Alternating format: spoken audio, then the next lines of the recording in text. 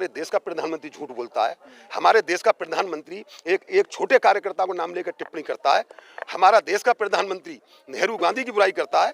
अब वो नारे की बात कही थी आपने, अल्लाहू अकबर हर हर देव का नारा 1857 में लगा था, तो बाबा टेकैत ने अल्लाहू अकबर हर हर महादेव, ये हमारा एकता का प्रतीक है।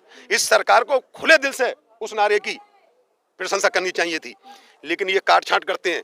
यहाँ राहुल गांधी नहीं है, इनका ट्रेड हवा निकाल दी हम लोगों ने, किसानों के बच्चों ने इनकी ट्रेड की हवा निकाल दी, भाग गए। कहाँ है वो, कहाँ ट्रेड चल रहा है इनका? वो जैसा राहुल गांधी का वो आलू वाला ले लिया, राहुल गांधी ने बोला कि वो मोदी जी तो भाई ऐसे हैं कि वो ये भी कह सकते हैं इधर से आलू डालो उधर से सोना निकलेगा, मोदी सब हटा के उसे लल्लू पप्पू बनवा दिया, लेकिन हमें नहीं बना सकते। पहले जो डकैत थे ना, अमीरों से लूट के गरीबों में बांटते थे, हमने बहुत कहानी पढ़ी, गरीबों की लड़कियों की शादी कराते थे।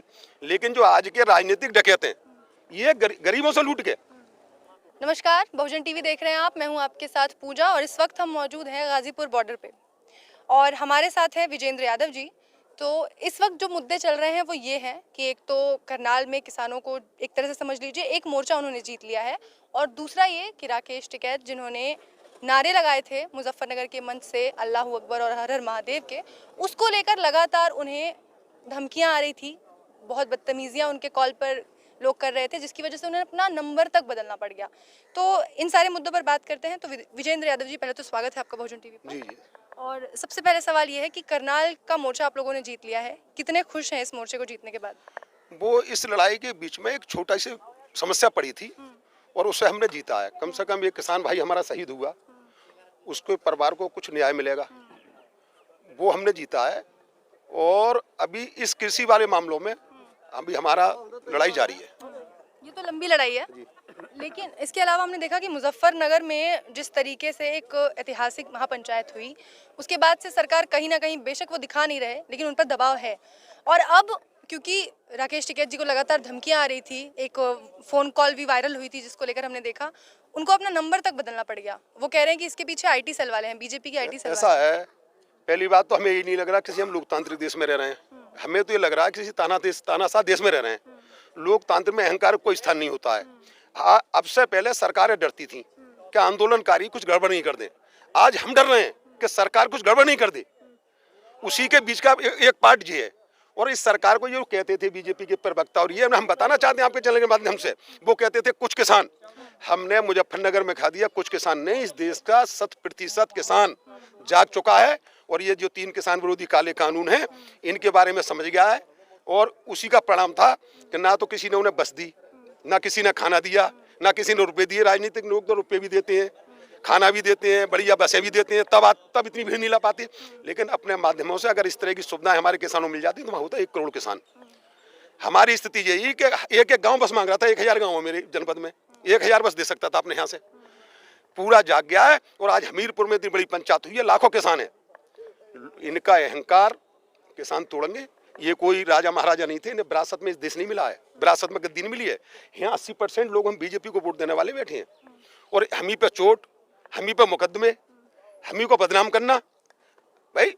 तो उसका जवाब आज हमीरपुर के मोहदा जगह है, उसमें पंचायत हो रही है, कम से कम लाखों किसान। जैसा कुछ लोग कह देते हैं कुछ पश्चिमी उत्तर प्रदेश, पूरे देश में इस तरह की पंचायतें होंगी। और अभी 2022 में सेमीफाइनल है, 2024 में फाइनल है। 2022 के सेमीफाइनल में मुंह तोड़ जवाब दिया जाएगा, ये गांव में नहीं घुस पाएंगे।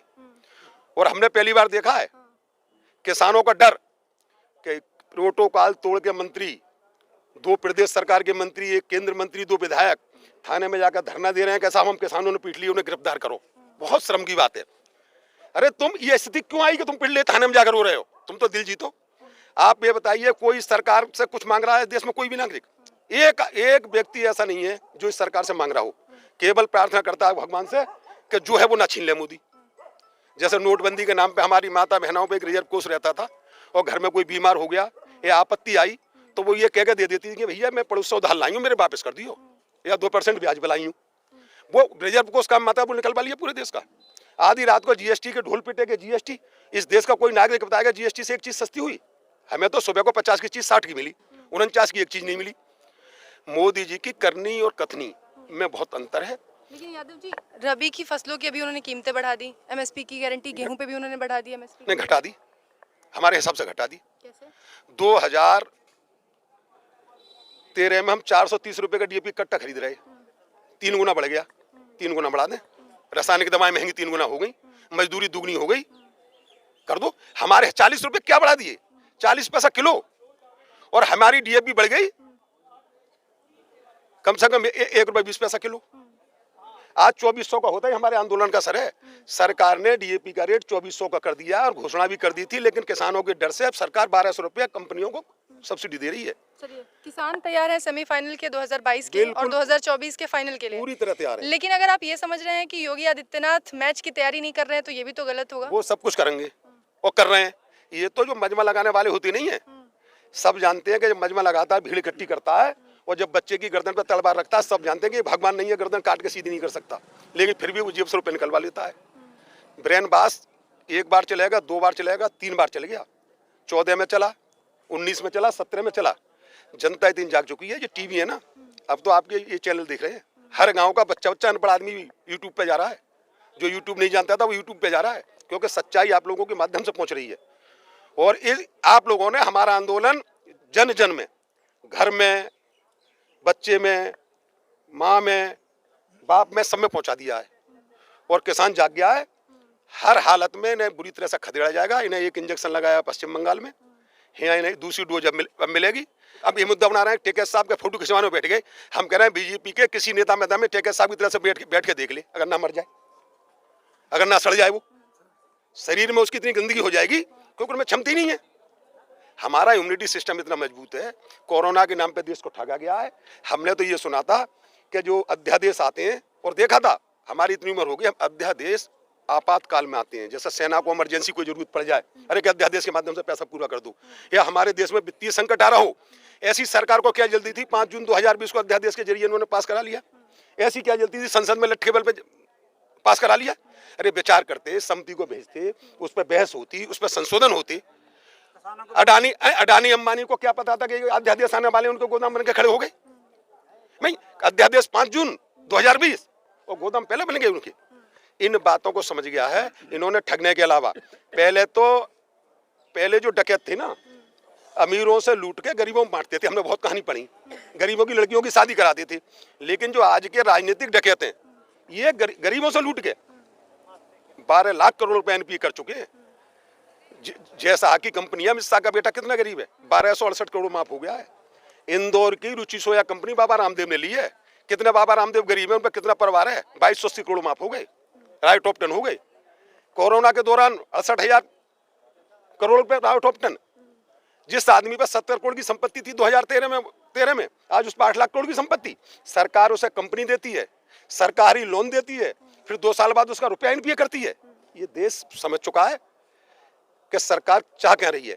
देश के प्रधानमंत्री कहते हैं, कल उन्होंने संबोधित किया उद्योगपतियों को, उसमें वो कहते हैं कि पहले की जो सरकारें थी वो मजबूरी में फैसले लेती थी, मजबूर होती थी, लेकिन हम जो फैसले लेते हैं वो सोच समझ के और अपनी मर्जी से लेते हैं।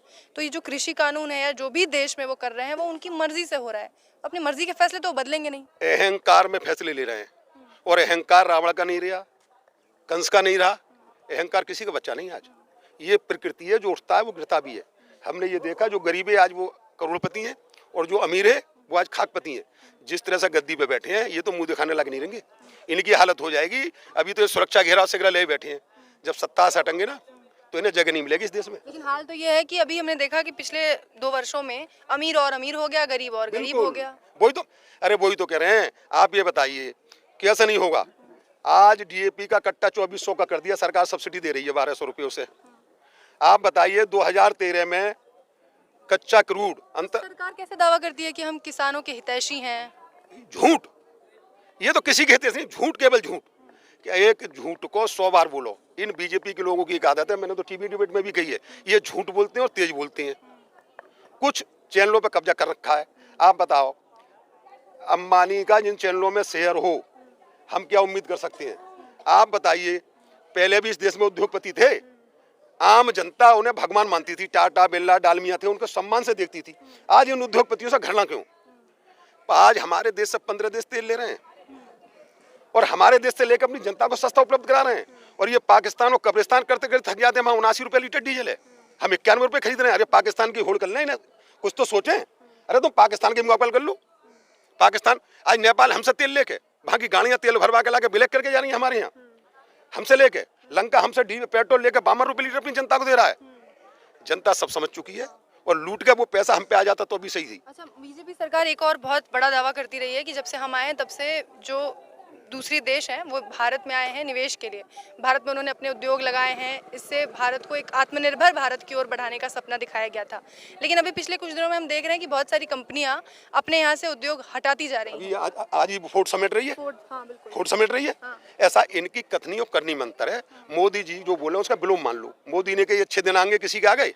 हमारे कितने अच्छे दिन, हम 10 महीना होने जा रहे हैं पड़े हैं। मोदी जी ने कही अच्छे दिन आएंगे कि नोटबंदी से लाभ होगा। मोदी जी बोलते हैं, अगर मोदी जी दिन कह रहे हैं, अच्छा ये बताओ रात में काम कौन करता है? रात में पूरा देश आराम करता है, रात में डकैती तो घूमे। मोदी हर काम रात में क्यों करता है? दिन नहीं मिलता क्या?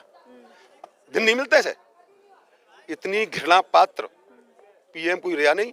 देखो बीजेपी का अध्यक्ष है जेपी नड्डा, झूठ बोला हमें कष्ट नहीं, लेकिन प्रधानमंत्री एक सम्मानित पद है। हमारे देश का प्रधानमंत्री झूठ बोलता है। हमारे देश का प्रधानमंत्री एक छोटे कार्यकर्ता को नाम लेकर टिप्पणी करता है। हमारा देश का प्रधानमंत्री नेहरू गांधी की बुराई करता है। अब वो नारे की बात कही थी आपने, अल्लाहू अकबर, हर हर देव का नारा 1857 में लगा था। हमारे देश की आज़ादी की पहली लड़ाई में 1857 में अंग्रेजों से निपटने के लिए अल्लाहू अकबर, हर हर महादेव का नारा लगा था। 1986 में हमारा संगठन बना, 2 किसान शहीद हुए करूखेड़ी बिजली घर पे, उसमें एक अकबर नाम के भी थे, एक जयपाल नाम के भी थे। तो बाबा टेकैत ने अल्लाहू अकबर, हर हर महादेव, ये हमारा एकता का प्रतीक है। इस सरकार को खुले दिल से उस नारे की प्रशंसा करनी चाहिए थी, लेकिन ये काट छांट करते हैं। यहाँ राहुल गांधी नहीं है, इनका ट्रेड हवा निकाल दी हम लोगों ने, किसानों के बच्चों ने इनकी ट्रेड की हवा निकाल दी। भाग गए, कहाँ है वो? कहाँ ट्रेड चल रहा है इनका? वो जैसा राहुल गांधी का वो आलू वाला ले लिया। राहुल गांधी ने बोला कि वो मोदी जी तो भाई ऐसे हैं कि वो ये भी कह सकते हैं इधर से आलू डालो उधर से सोना निकलेगा। मोदी सब हटा के उसे लल्लू पप्पू बनवा दिया, लेकिन हमें नहीं बना सकते। मतलब ये राहुल गांधी और कांग्रेस नहीं है जिसको वायरल करके, जिनकी वीडियोस को वायरल करके और इस तरीके से वो आईटी सेल वाले फंसा लेंगे? बिल्कुल नहीं फंसा सकते। अच्छा हमारा क्या करेंगे? हमसे ज्यादा दुखी व्यक्ति कौन है? 10 महीने हो गए। तो मतलब राकेश टिकैत जी जो कहते हैं कि ये आज के किसान हैं, ये ट्विटर चलाना भी जानते हैं, ट्रैक्टर चलाना भी जानते हैं और जरूरत पड़ने पर जो टैंक है वो भी चला सकते हैं। हम तो ये देख रहे हैं, हम फेसबुक यूज करते हैं। हम इस आंदोलन से पहले कोई पोस्ट डालते थे किसानों से संबंधित, तो उस पर 10 या 20 लाइक कमेंट आते थे। आज 1000 शेयर हो रहे हैं। हम अपनी पोस्ट लगाएंगे, हजारों शेयर हो रहे हैं, 1 घंटे में 100 शेयर हो जाती हैं। तो कहीं ना कहीं आक्रोश तो है। जनता समय पर जवाब देती है और इन्हें ऐसा जवाब मिलेगा। जब आंधी और तूफान आता है ना, तो छोटी मोटी रुकावटें ईवीएम सब धुल जाएगी। इनकी छोटी मोटी रुकावटें हटती चली जाती हैं। जब तूफान आता है तो झोंपड़ी और ये सब रोड साफ हो जाते हैं। तो ये समझ लें, अहंकार त्याग दें, अब भी भगवान इन्हें शुद्ध बुद्धि दें और हमसे सीख लें कि 25 लाख आदमी मुजफ्फरनगर में आ गया, किसी की दुकान नहीं लूटी, किसी की बहन बेटी को गलत नहीं बोला गया, हर घरों में गए, किसी को खाने की दिक्कत नहीं हुई, किसी को बुखार नहीं आया, एक का एक्सीडेंट कहीं अखबार में सुना हो कहीं एक्सीडेंट हो गया। हम कितने अनुशासित हैं? 25 लाख आदमी आए, लाखों महान आए, हम आ गए और चले गए, सब काम हमने निपटा दिया कितनी शांतिपूर्वक। और इन्होंने 25 जनवरी में जो हम फिल्मों में देखते हैं, हमारे बीच में घुसा कर लोगों को घटना कराई। हमें दिल्ली की जनता ने फूल बरसाए थे, हम भी उसमें थे। हमें आप बताइए, अगर इस रोड को ऊपर खोल दिया जाए कहाँ जाकर उतरेगा जी? अक्षर हमसे पहले कोई कट है? दिल्ली की रास्ता दिल्ली में रहने वाला भूल जाता है। हम लोगों को रास्ता भटका कर हमारे लोगों को लाल किला भेजा है क्या? इनके लोगों ने हेर किया। आप बताओ, मोदी अमित शाह के साथ किसी किसान की तस्वीर, वो ऐसा किसान था क्या गुप्त एक कमरे के अंदर अमित शाह के पास में बैठा है सोफा पे, मोदी जी के पास बैठा है? वो सब इनका था। वो जनता ने खोखला किया, अल्लाहू अकबर बार नारा खोखला किया। अब सेमीफाइनल में इन्हें डोज लगेगी दूसरी, पहली लगा दी बंगाल में और फाइनल में इन्हें ऐसी डोज लगेगी सुपड़ा साहब। बिल्कुल साहब। चलिए, बहुत शुक्रिया।